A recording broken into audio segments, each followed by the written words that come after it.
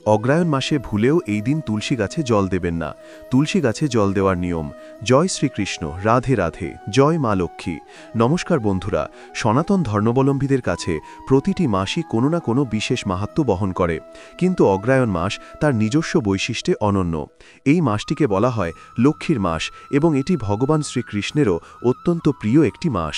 হেমন্তের এই স্নিগ্ধ সময়ে প্রকৃতিতে যেমন এক প্রশান্ত ভাব বিরাজ করে, তেমনি আধ্যাত্মিক জগতেও এই সময়টি ভক্তি ও সমর্পণের জন্য শ্রেষ্ঠ বলে বিবেচিত হয়। আর যেখানে শ্রী হরি বা নারায়ণের আরাধনার প্রসঙ্গ আসে, সেখানে দেবী তুলসীর উপস্থিতি অনিবার্য। হিন্দু ধর্মে তুলসী শুধুমাত্র একটি উদ্ভিদ বা ভেষজ গাছ নয়, তিনি সাক্ষাৎ দেবী, তিনি বৃন্দা। স্কন্দ পুরাণে বলা হয়েছে, তুলসী পাতা ছাড়া ভগবানের পূজা কখনোই সম্পূর্ণ হয় না। তাই প্রতিটি সনাতন গৃহস্থের বাড়িতে তুলসী মঞ্চের উপস্থিতি লক্ষ্য করা যায়। বিশেষ করে অগ্রায়ণ মাসে তুলসী দেবীর আরাধনা করলে অশ্বমেধ যজ্ঞের সমান ফল লাভ হয় বলে বিশ্বাস করা হয়। তবে কেবল গাছ লাগালেই দায়িত্ব শেষ হয়ে যায় না। এই পবিত্র উদ্ভিদের পরিচর্যা ও সেবার ক্ষেত্রে রয়েছে কঠোর শাস্ত্রীয় অনুশাসন, যা না মানলে হিতে বিপরীত হতে পারে। অনেকে ভক্তিভরে পূজা করলেও অজান্তেই এমন কিছু ভুল করে বসেন যা সংসারে অমঙ্গল ডেকে আনে। তাই আজকের এই আলোচনায় আমরা তুলসী সেবার প্রতিটি দিক অত্যন্ত খুঁটিনাটিভাবে বিশ্লেষণ করব, যাতে আপনার ভক্তি সঠিক পথে পরিচালিত হয়। তাই আজকের ভিডিওটি খুব গুরুত্বপূর্ণ হতে চলেছে। মূল পর্বে যাওয়ার আগে আমার সকল দর্শক বন্ধুদের কাছে একটা অনুরোধ থাকবে, দয়া করে ভিডিওটি সম্পূর্ণ মনোযোগ সহকারে দেখবেন। যদি ভালো লাগে তাহলে অবশ্যই একটা লাইক করবেন, আর কমেন্টে ভক্তিভরে লিখবেন জয় শ্রীকৃষ্ণ, রাধে রাধে। আমাদের চ্যানেলটিকে সাবস্ক্রাইব করে পাশে থাকা বেল বাটনটি অন করে রাখবেন।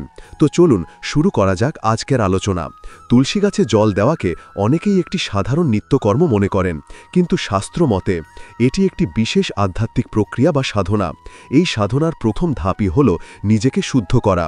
সকালে ঘুম থেকে উঠে স্নান না করে এবং পরিষ্কার বস্ত্র পরিধান না করে কখনোই তুলসী মঞ্চের কাছে যাওয়া উচিত নয়। মনে রাখবেন, অপবিত্র অবস্থায় দেবীকে স্পর্শ করা বা জল দেওয়া মহাপাপ। স্নানের পর শুদ্ধ চিত্তে এক ঘটি জল নিয়ে তুলসী তলায় যেতে হয়। এখন প্রশ্ন হল, জল দেওয়ার পাত্রটি কেমন হওয়া উচিত? আধুনিকতার ছোঁয়ায় আমরা অনেকেই প্লাস্টিক বা স্টিলের পাত্র ব্যবহার করি, যা শাস্ত্র মতে একদমই অনুচিত। তুলসী দেবীকে জল অর্পণের জন্য তামা বা পিতলের পাত্র ব্যবহার করাই বিধেয়। তামা হলো একটি পবিত্র ধাতু, যা জলকে প্রাকৃতিকভাবে শোধন করে এবং এর মধ্যে থাকা নেতিবাচক শক্তিকে বিনাশ করে। তামার ঘটিতে জল নিয়ে তাতে সামান্য চন্দন বা ফুল মিশিয়ে দেওয়া আরও শুভ। জল দেওয়ার সময় আপনার মুখ সর্বদা পূর্ব বা উত্তর দিকে থাকা বাঞ্ছনীয়।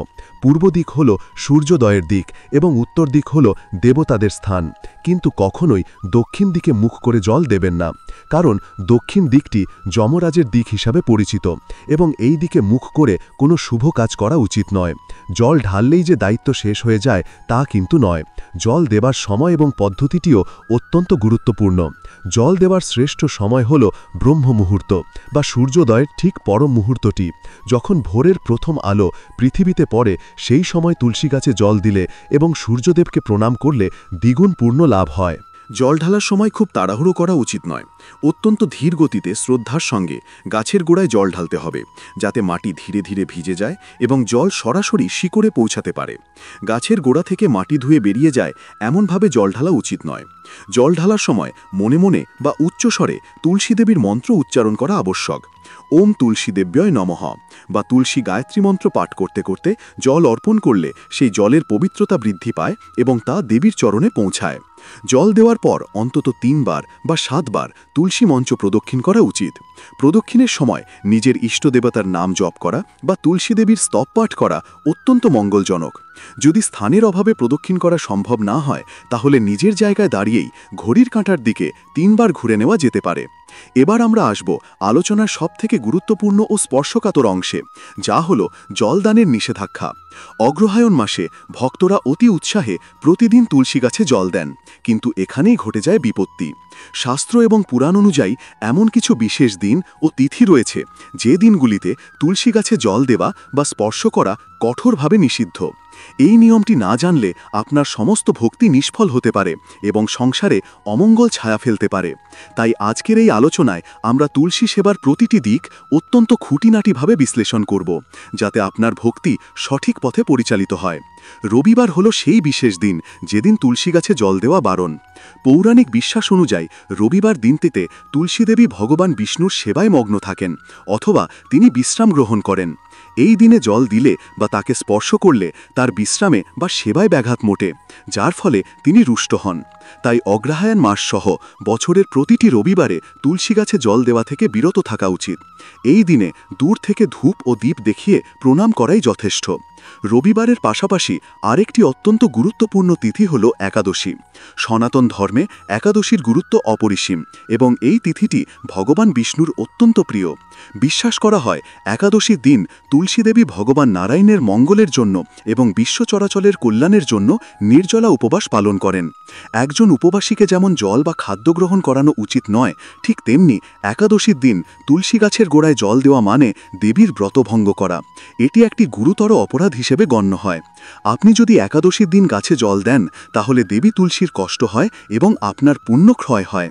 তাই অগ্রহায়ণ মাসের শুক্ল ও কৃষ্ণ উভয় পক্ষের একাদশীতেই জল দেওয়া সম্পূর্ণ বন্ধ রাখতে হবে।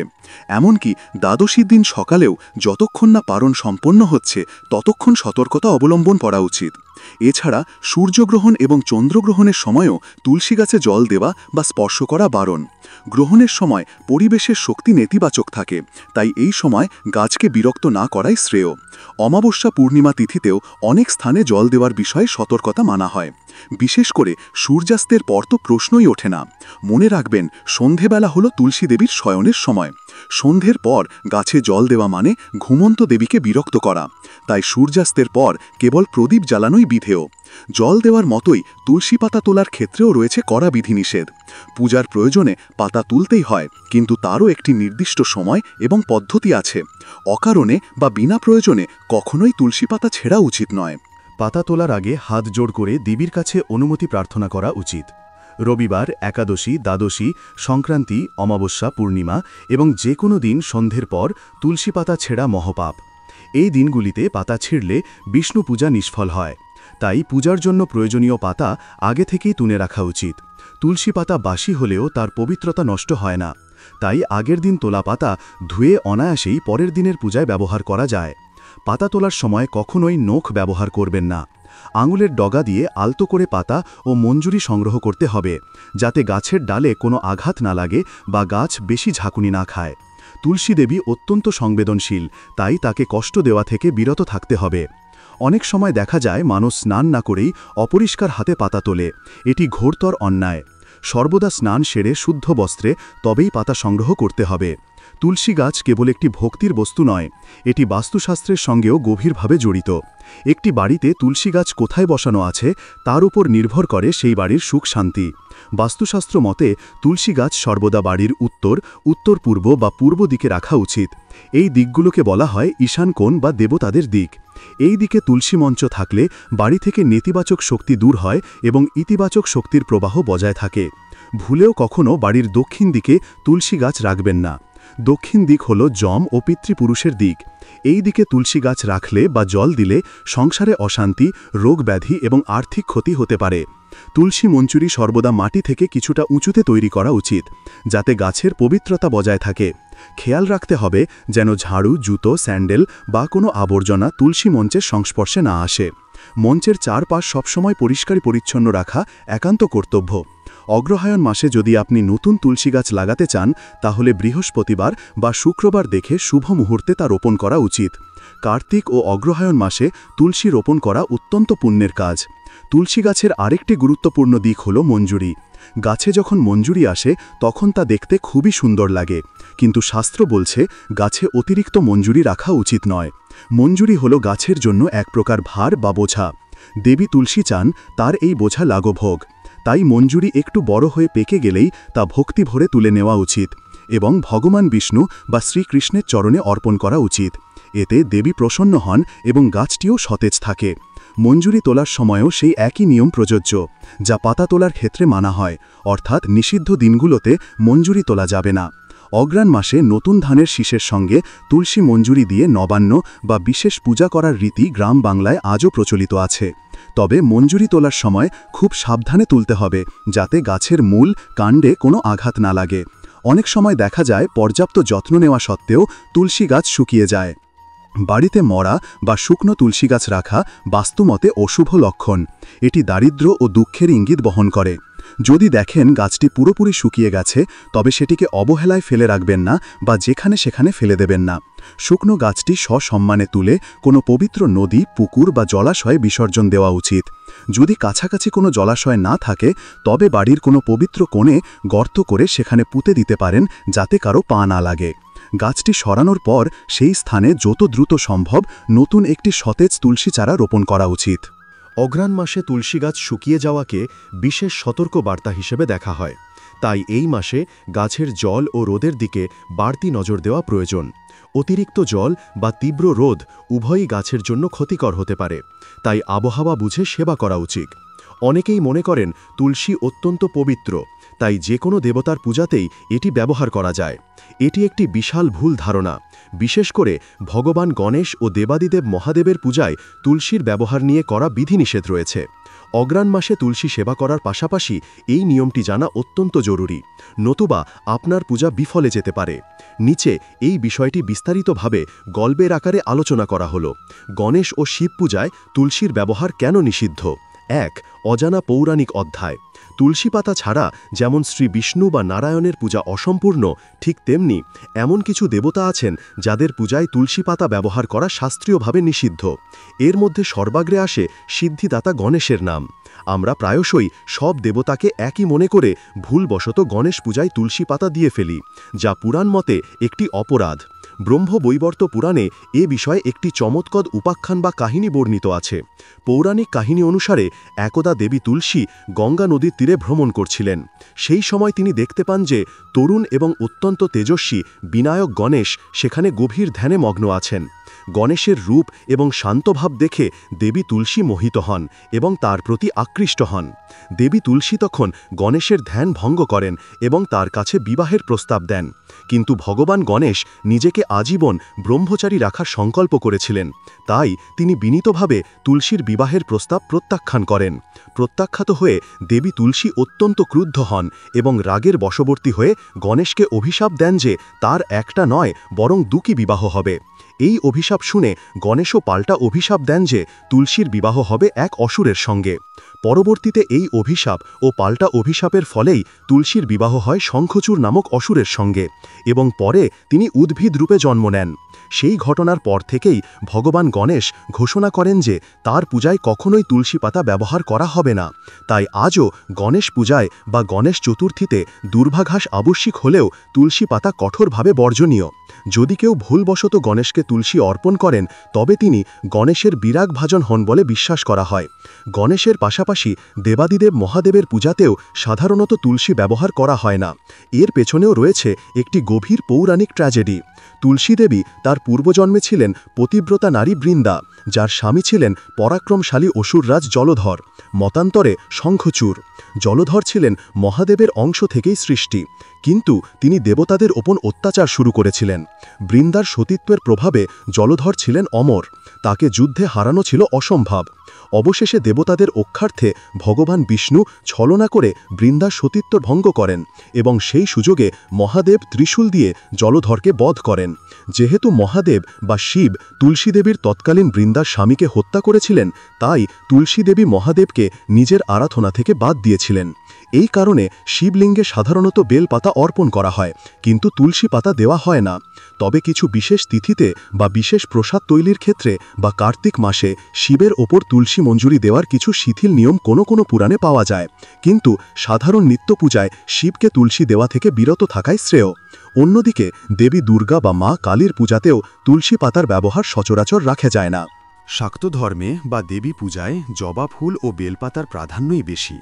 তুলসী প্রধানত বৈষ্ণবীয় আচারের প্রতীক, তবে এর সম্পূর্ণ বিপরীত চিত্র দেখা যায় ভগবান বিষ্ণু, শ্রীকৃষ্ণ, রামচন্দ্র বা নারায়ণের পূজায়। পদ্মপুরাণে বলা হয়েছে, গঙ্গা যেমন সমস্ত নদীর মধ্যে শ্রেষ্ঠ, তেমনি তুলসী সমস্ত পত্রপুষ্পের মধ্যে শ্রেষ্ঠ। ভগবান বিষ্ণু স্পষ্ট জানিয়েছেন যে লক্ষ লক্ষ স্বর্ণমুদ্রা বা বহুমূল্য রত্ন দিয়ে পূজা করলেও তিনি ততটা সন্তুষ্ট হন না যতটা তিনি সন্তুষ্ট হন মাত্র 2টি তুলসী পাতা অর্পণ করলে। এমনকি ভোগ বা নৈবেদ্য নিবেদনের সময় যদি তাতে তুলসী পাতা না দেওয়া হয় তবে ভগবান সেই খাদ্য গ্রহণ করেন না। তাই অগ্রায়ণ মাসে বিষ্ণু পূজায় অন্য কোনো ভুল না জুটলেও কেবল তুলসী ও জল দিয়েই পূজা সম্পন্ন করা যায়। সার সংক্ষেপ এবং উপদেশ। অতএব অগ্রায়ণ মাসে বা সারা বছর তুলসী চয়ন ও ব্যবহারের সময় অত্যন্ত সতর্ক থাকতে হবে।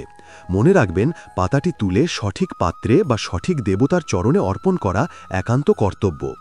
নারায়ণের প্রসাদ বা চরণামৃতের জন্য পাতাটি ব্যবহার করুন। হনুমানজির পূজায় ব্যবহার করুন, কারণ তিনি রাম ভক্ত। কিন্তু ভুলেও গণেশ বা শিবলিঙ্গে এটি অর্পণ করবেন না। এই সূক্ষ্ম নিয়মগুলো মেনে চললেই আপনার ভক্তি পূর্ণতা পাবে এবং তুলসী সেবার প্রকৃত ফল লাভ করবেন। সন্ধেবেলার সেবা সকালবেলার জলদানের মতোই সমান গুরুত্বপূর্ণ। সারাদিন পর যখন সূর্য অস্ত যায় তখন শুরু হয় সন্ধেকালীন আরতি ও দীপদানের সময়। অগ্রায়ণ মাসের প্রতি সন্ধ্যায় তুলসীতলায় দীপ জ্বালালে সেই গৃহে লক্ষ্মীর স্থায়িত্ব বাড়ে। এই দীপটি মাটির হওয়ায় বাঞ্ছনীয় এবং এতে জ্বালানির হিসাবে গাওয়া ঘি ব্যবহার করা সবথেকে উত্তম। যদি ঘি সম্ভব না হয় তবে তিলের তেল ব্যবহার করা যেতে পারে। দীপটি এমন নামে রাখতে হবে যাতে আগুনের শিখা বা তাপ গাছের পাতায় না লাগে। সন্ধেবেলায় দীপ জ্বালানোর সময় শঙ্খধ্বনি দেওয়া ও উলুধ্বনি দেওয়া অত্যন্ত শুভ। এই ধ্বনিতে বাড়ির নেতিবাচক শক্তি দূর হয়ে যায়। মনে রাখবেন, সন্ধেবেলায় কোনোভাবেই গাছে জল দেওয়া বা স্পর্শ করা যাবে না। এই সময় দেবী বিশ্রামে যান, তাই দূর থেকে কেবল ভক্তিভরে প্রণাম করাই বিধেয়। শাস্ত্রে বলা হয়েছে, যে বাড়িতে নিয়মিত সন্ধেবেলায় তুলসীতলায় দীপ জ্বলে সেই বাড়িতে অকাল মৃত্যু বা বড় কোনো বিপদ সহজে প্রবেশ করতে পারে না এবং যমরাজ সেই গৃহের দিকে দৃষ্টি দেন না। নারীদের ক্ষেত্রে তুলসী সেবার কিছু বিশেষ নিয়ম রয়েছে, যা অবশ্যই মানা উচিত। ঋতুচক্র বা মাসিকের সময় নারীদের শরীর শাস্ত্রমতে অশুদ্ধ থাকে। এই অবস্থায় দেবদেবীর পূজা বা স্পর্শ নিষিদ্ধ। তাই এই কয়েকদিন নারীদের তুলসী গাছে জল দেওয়া, স্পর্শ করা বা পূজা অর্চনা করা থেকে বিরত থাকা উচিত। এই সময়গুলোতে পরিবারের অন্য কোনো সদস্যের মাধ্যমে সেবা চালিয়ে যেতে পারেন।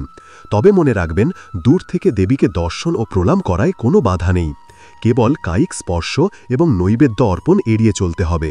এটি কোনো কুসংস্কার নয়, বরং শরীরের শক্তি এবং পবিত্রতার একটি বিশেষ পর্যায়, যা সম্মান করা উচিত। আবার পুরুষদের ক্ষেত্রেও নিয়ম হল, বাড়ির বাইরে কাজে বেরোনোর আগে তুলসী দেবীকে প্রণাম করে এবং সামান্য মাটি কপালে তিলক হিসেবে ধারণ করে বের হলে যাত্রাপাত শুভ হয় এবং কাজে সফলতা আসে। ধর্মীয় কারণের বাইরেও তুলসী গাছের বৈজ্ঞানিক গুরুত্ব অপরিসীম। এই গাছ পরিবেশ থেকে প্রচুর পরিমাণে কার্বন ডাই অক্সাইড শোষণ করে এবং বিশুদ্ধ অক্সিজেন ত্যাগ করে।